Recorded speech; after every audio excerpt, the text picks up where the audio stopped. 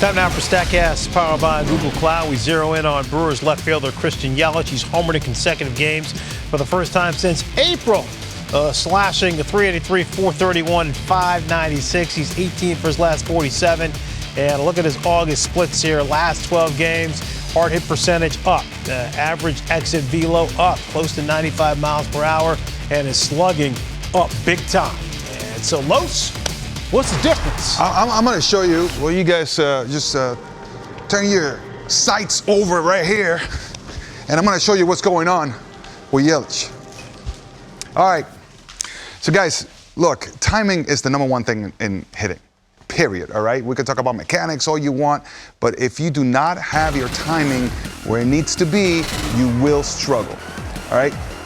Yelich is having a tough time getting to these fastballs here in the upper part of the strike zone. Right there, that's a defensive swing. Look how late he is on that fastball, kind of in between. And what happens when you do that? You got to rush to the fastball, and now the off speed, there's no way you can see it. You're going to chase out of the zone like this. You get these ugly hacks. But when you're able to get ready early enough for the fastball, blacada, right there. You see that very nice and smooth swing, right? Uninhibited. Maximizing his mechanics. There's no rush there. Now he can go the other way. He can sit back, look at the baseball, let it travel a little bit deeper because he's not rushing. He actually waiting for the pitch instead of having to rush to it. And that makes you be able to maximize your mechanics. And we know that we maximize his mechanics. With that nice, long, lengthy swing creates a lot of leverage. And he stays in the zone for such a long time when he's able to be on time to hit.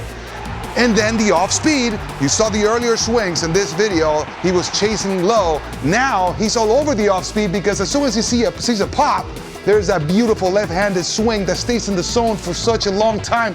It's not inhibited, it's free. There's nothing that he has to do to get the barrel to it because this is what happens when you're late. Your mechanics breaks down, yeah? You go like this, oh, I'm late. You're gonna collapse on your backside, the swing is gonna go straight up. But when you're on time, like he is right now, you stay on plane with the trajectory of the pitch. And that's called a high probability swing.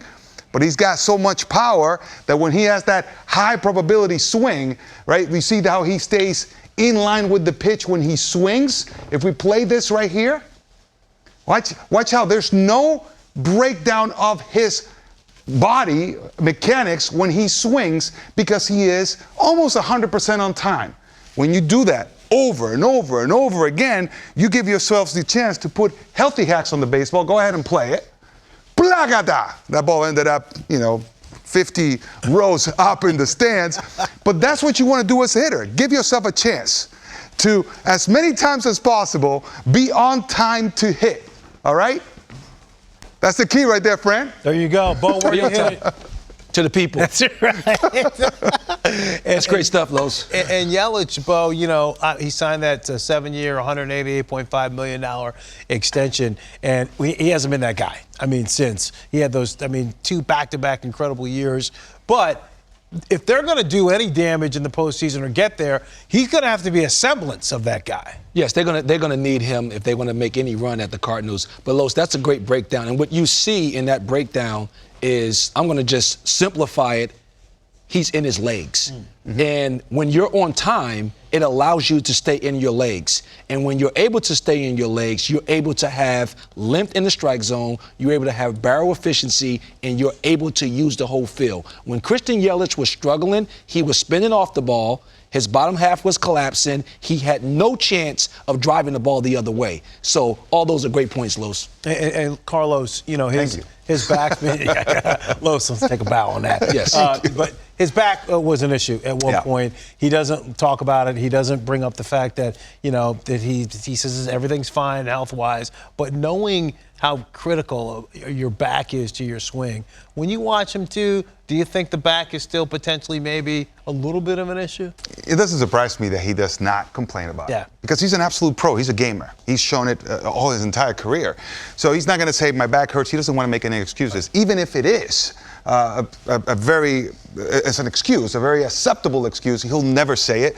We can say it for him. Having a back injury, it's extremely difficult. Basically, you cannot do anything. You cannot even walk without your back just pulling you in one direction because how stiff it gets. Imagine playing baseball at the highest level in the world. And this is what Yelich has been able to do. You said a couple things about spinning off the ball, staying on your legs, and length through the swing. I mean, when he gives himself time to hit, the same thing is going to happen to his back. He doesn't have to break down to make his healthy hack at the baseball. Whenever he's late, he collapses the backside and it crushes his back. Now, he will never tell you that. This is me observing from the outside in. That's why I asked you. Yeah. Goodness, and that is a very difficult injury to shake off. And obviously, he's doing a great job of bouncing back. And we gave Dave Roberts a lot of credit earlier about giving guys time to kind of find themselves. Good counsel credit, too, because he never pulled them out of that top spot or the number 2 spot, let him hit leadoff all year long. Hitting for average a little bit better now, up to 260, almost 270. The power's not quite what we used to be, but he's coming back. And, yes. and you can see it. You can see it in those swings broken down by Carlos Pena. Did a good job there, Luis. Thank you. Take a bow.